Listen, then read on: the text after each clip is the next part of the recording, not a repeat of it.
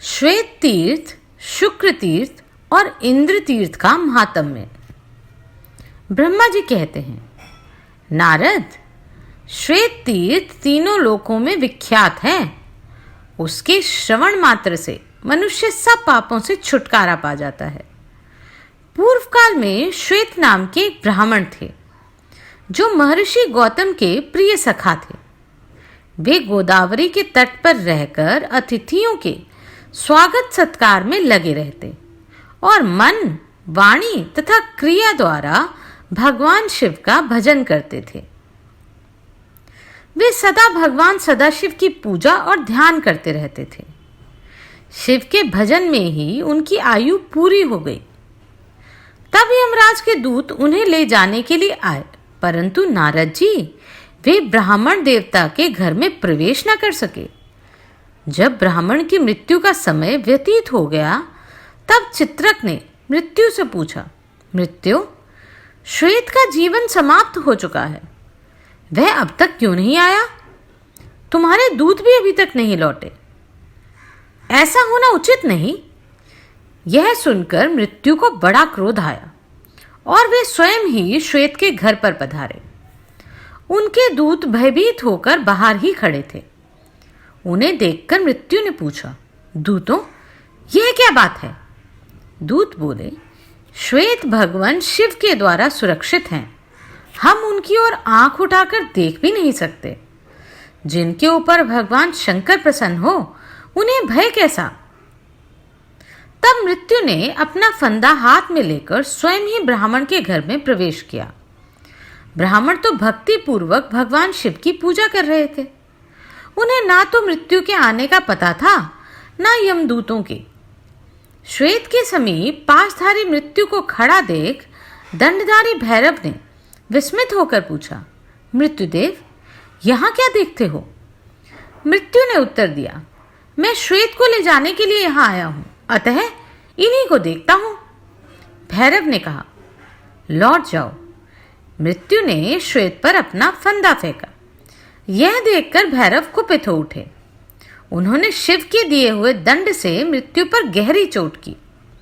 मृत्यु देवता पाश हाथ में लिए हुए धरती पर गिर पड़े। मृत्यु को मारा गया देख देवदूत भाग गए। उन्होंने मृत्यु के वध का समाचार यमराज से कहा। यह सुनकर महिषवाहन यमराज को बड़ा क्रोध आया। उन्होंने अधिक बलवान चित्रगुप्त, अपनी रक्षा करने वाले यमदंड, महिष, भूत, बैताल तथा आदि व्याधियों को शीघ्रता पूर्वक चलने का आदेश दिया और वे सभी तुरंत वहां से प्रस्थान कर गए। अपने साथियों सहित यमराज उस स्थान पर पहुंचे जहां द्विज श्रेष्ठ श्वेत भगवान शिव की आराधना में संलग्न थे। उस समय यमराज तथा भगवान शिव के पार्षद में अत्यंत भयंकर संग्राम छिड़ गया। कार्तिकेय ने स्वयं ही शक्ति संभाली और यमराज के दूतों को विदीर्ण कर डाला। साथ ही दक्षिण दिशा के स्वामी अत्यंत बलवान यमराज को भी मौत के घाट उतार दिया। मरने से बचे हुए यमदूतों ने भगवान सूर्य को यह सब समाचार कह सुनाया। यह अद्भुत बात सुनकर सूर्य समस्त देवताओं और लोकपालों के साथ मेरे समीप आए। फिर मैं भगवान विष्णु, इंद्र, अग्नि, वरुण तथा अन्य बहुत से देवता यमराज के पास गए। वे गोदावरी के तट पर मृत पड़े थे।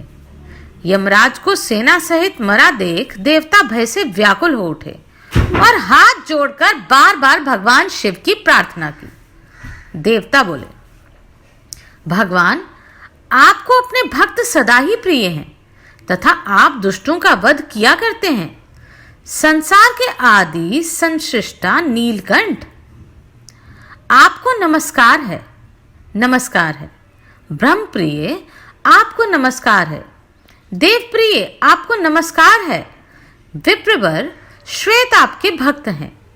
इनकी आयु क्षीण हो जाने पर भी यम आदि सब लोग इन्हें ले जाने में समर्थ ना हो सके। आपका अपने भक्तों पर ऐसा महान प्रेम देखकर हम सबको बड़ा संतोष हुआ नाथ। सचमुच ही आप बड़े भक्तवत्सल हैं। जो लोग आप जैसे दयालु परमेश्वर की शरण में आ गए हैं, उन्हें यमराज भी नहीं देख सकता। यह जानकर सब लोग पराभक्ति के साथ आपका भजन करते हैं। शंकर, आप ही इस जगत के स्वामी हैं। क्या यह बात आप भूल गए? आपके बिना यहाँ व्यवस्था करने में कौन समर्थ हो सकता है? इस प्रकार स्तुति करने वाले देवताओं के समक्ष भगवान शंकर स्वयं प्रकट हो गए और बोले, देवताओं, तुम्हें क्या दूं? देवताओं ने कहा, देवेश्वर, ये सूर्य के पुत्र धर्म हैं, जो समस्त देहधारियों का नियंत्रण करते हैं। इन्हें धर्म और अधर्म की व्यवस्था में नियुक्त किया गया है। ये लोकपाल हैं, अपराधी और पापी नहीं हैं, अतः इनका वध नहीं होना चाहिए। इनके बिना ब्रह्मा जी का कोई कार्य नहीं चल सकता, इसलिए सेना और वाहनों सहित यमराज को जीवित कर दीजिए।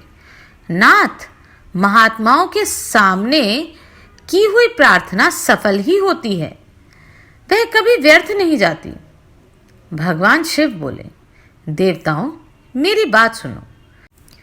जो मेरे तथा भगवान विष्णु के भक्त हैं, गौतमी गंगा का निरंतर सेवन करने वाले हैं। उनके स्वामी हम लोग स्वयं ही हैं। मृत्यु का उनके ऊपर कोई अधिकार नहीं। यमराज को तो कभी उनकी बात तक नहीं चलानी चाहिए। व्याधि आदि के द्वारा उनका पराभव करना कदाचित उचित नहीं। जो मेरी शरण में आ जाते हैं वे तत्काल मुक्त हो जाते हैं। यमराज को तो चाहिए अपने अनुचरों सहित उन्हें प्रणाम करें। बहुत अच्छा कहकर देवताओं ने भगवान शिव की बात का अनुमोदन किया। तब भगवान शिव ने अपने वाहन नंदी से कहा, तुम गौतमी का जल लेकर मृत यमराज आदि के शरीर पर छिड़क दो। आज्ञा पाकर नंदी ने यम आदि सब देवताओं और यम के अनुचरों पर गोदावरी का जल छिड़का। इससे वे जीवित होकर उठ बैठे और दक्षिण दिशा की ओर चले गए। गौतमी के उत्तर तट पर विष्णु आदि सब देवता ठहर गए और देवादिदेव महेश्वर की पूजा करने लगे। उस समय वहां 1,12,000 तीर्थ एकत्रित हुए थे। इसी प्रकार गोदावरी के दक्षिण तट पर 30,000 तीर्थ एकत्रित हुए। यही श्वेत तीर्थ का पवित्र उपाख्यान है। जहां मृत्यु देवता मरकर गिरे थे, वह स्थान मृत्यु तीर्थ कहलाता है। वहां किया हुआ स्नान और दान सब पापों का नाश करने वाला है। उसके महात्म्य का श्रवण, पाठन और स्मरण अंतकरण के मल को धोने वाला और सब लोगों को मोक्ष और भोग प्रदान करने वाला है। इसके आगे है शुक्र तीर्थ, जो मनुष्यों को सब प्रकार की सिद्धि देने वाला है। वह सब पापों को शांत करने वाला तथा सब प्रकार के व्याधियों का नाशक है। अंगिरा और भृगु ये दो परम धर्मात्मा ऋषि हुए। इन दोनों के दो दो पुत्र हुए, जो बड़े ही विद्वान और रूप तथा बुद्धि से सुशोभित थे। अंगिरा के पुत्र का नाम था जीव और भृगु के पुत्र का नाम था कवि। वे दोनों अपने माता पिता के अधीन रहते थे। जब दोनों का यज्ञोपवीत संस्कार हो गया, तब उनके पिता परस्पर कहने लगे, हम दोनों में से एक ही इन दोनों का शिक्षक हो। इससे एक ही शासन करेगा और दूसरा सुख से बैठा करेगा। यह सुनकर अंगिरा ने कहा, मैं कवि को भी अपने पुत्र के समान ही पढ़ाऊंगा। वह सुखपूर्वक मेरे यहां रहे। अंगिरा की बात सुनकर भृगु ने कहा, ठीक है, और उन्होंने अपना पुत्र शुक्र को अंगिरा की सेवा में सौंप की। परंतु अंगिरा उन दोनों बालकों में विषम बुद्धि रखते थे, इसलिए दोनों को पृथक पृथक पढ़ाते थे। बहुत दिनों तक इसी प्रकार चलता रहा। तब एक दिन शुक्र ने कहा, गुरुदेव, आप मुझे प्रतिदिन विषम भाव से पढ़ाते हैं। गुरुओं के लिए यह उचित नहीं। वे पुत्र और शिष्य में भेदभाव समझें। जो लोग विषम बुद्धि रखते हैं, उनके पाप की कोई गणना नहीं है। आचार्य, अब मैंने आपको अच्छी तरह समझ लिया।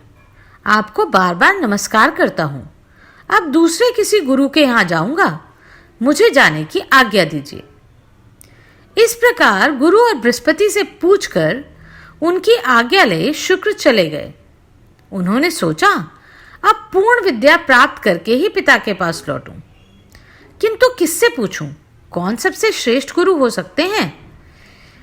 इन्हीं सब बातों का विचार करते हुए शुक्र ने महाप्रयाग गौतम के पास जाकर पूछा, मुनिश्रेष्ठ बताइए, कौन मेरा गुरु हो सकता है जो तीनों लोकों का गुरु हो?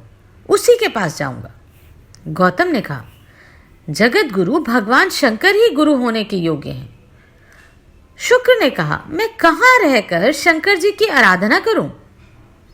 गौतम बोले, गौतमी गंगा में स्नान करके पवित्र हो, स्तोत्रों द्वारा भगवान शंकर को संतुष्ट करो।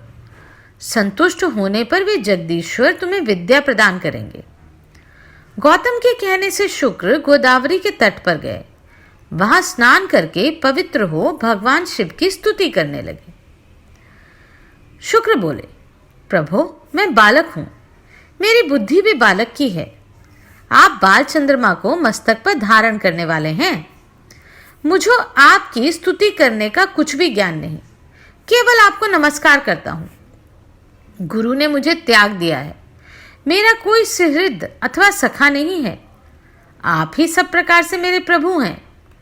जगन्नाथ आपको नमस्कार है। आप गुरु वालों के भी गुरु हैं और बड़ों के भी बड़े हैं। मैं छोटा बच्चा हूं, मुझ पर कृपा कीजिए जगन में। आपको नमस्कार है। सुरेश्वर, मैं विद्या के लिए आपकी शरण में आया हूं। मुझे आपके स्वरूप का कुछ भी ज्ञान नहीं है। आप स्वयं ही कृपा करके मेरी ओर देखें। लोक साक्षी शिव आपको नमस्कार है। शुक्र के इस प्रकार स्तुति करने पर भगवान शंकर प्रसन्न होकर बोले, वत्स, तुम्हारा कल्याण हो। तुम इच्छा अनुसार वर मांगो, भले ही वे देवताओं के लिए दुर्लभ क्यों ना हो। उदार बुद्धि कवि ने भी हाथ जोड़कर कहा, नाथ, ब्रह्मा आदि देवताओं तथा ऋषियों को भी जो विद्या नहीं प्राप्त हुई, उसके लिए मैं याचना करता हूं। आप ही मेरे गुरु और देवता हैं। ब्रह्मा जी कहते हैं, शुक्र ने जब इस प्रकार प्रार्थना की, तब देव श्रेष्ठ भगवान शिव ने उन्हें मृत संजीवनी विद्या प्रदान की, जिसका ज्ञान देवताओं को भी नहीं था। साथ ही उन्होंने लौकिकी, वैदिकी तथा अन्यान्य विद्याएं भी दी। जब साक्षात भगवान शंकर ही प्रसन्न हो गए, तब क्या बाकी रह जाता है। वह महाविद्या पाकर शुक्र अपने पिता और गुरु के पास गए। अपनी विद्या से पूजित होकर वे दैत्यों के गुरु हुए। किसी समय कुछ कारणवश बृहस्पति के पुत्र कच्छ ने शुक्राचार्य से मृत संजीवनी विद्या प्राप्त की। कच्छ से बृहस्पति ने और बृहस्पति से पृथक पृथक देवताओं ने इस विद्या को ग्रहण किया। गौतमी के उत्तर तट पर जहां भगवान महेश्वर की आराधना करके शुक्र ने विद्या पाई थी, वह स्थान शुक्र तीर्थ कहलाता है। मृत्यु संजीवनी तीर्थ भी उसका नाम है। वह आयु और आरोग्य की वृद्धि करने वाला है। वहां स्नान, दान आदि जो कुछ भी शुभ कर्म किए जाते हैं, वह अक्षय पुण्य देने वाले होते हैं। शुक्र तीर्थ के बाद इंद्र तीर्थ है। वह ब्रह्म हत्या का विनाश करने वाला है। उसकी स्मरण मात्र से पाप राशि तथा कलेश समुदाय का नाश हो जाता है। नारद, पूर्व काल की बात है, जब इंद्र ने वृत्रासुर का वध किया, तब ब्रह्म हत्या उनके पीछे लग गई। उसे देखकर इंद्र को बड़ा भय हुआ। वह इधर उधर भागने लगे, किंतु जहां जहां वे जाते, ब्रह्म हत्या उनका पीछा नहीं छोड़ती थी। तब वे एक बहुत बड़े सरोवर में प्रवेश करके कमल की नाल में छिप गए और उसमें तंतु की भांति होकर रहने लगे। ब्रह्म हत्या भी उस सरोवर के तट पर 1000 दिव्य वर्षों तक बैठी रही। इस बीच में सब देवता बिना इंद्र के हो गए। उन्होंने आपस में सलाह की, किस प्रकार इंद्र प्रकट हों। उस समय मैंने देवताओं से कहा, ब्रह्म हत्या के लिए दूसरा स्थान दे दिया जाए और इंद्र को शुद्ध करके गोदावरी नदी में नहलाया जाए। उसमें स्नान करने से इंद्र पुनः शुद्ध हो जाएंगे।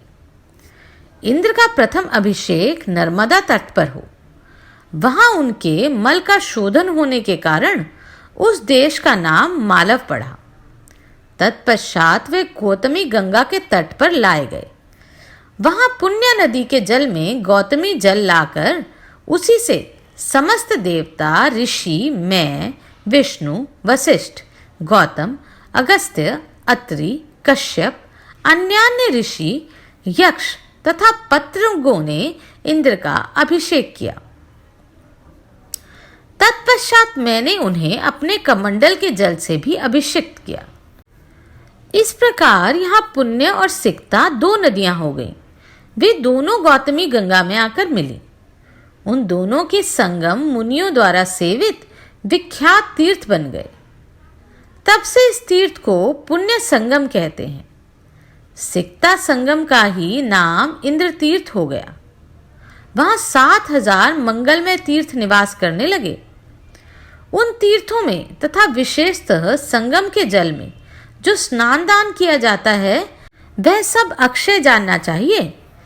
इसमें अन्यथा विचार करने की आवश्यकता नहीं है। जो इस पवित्र उपाख्यान को पढ़ता एवं सुनता है वह मन, वाणी, शरीर और क्रिया द्वारा होने वाले समस्त पापों से मुक्त हो जाता है।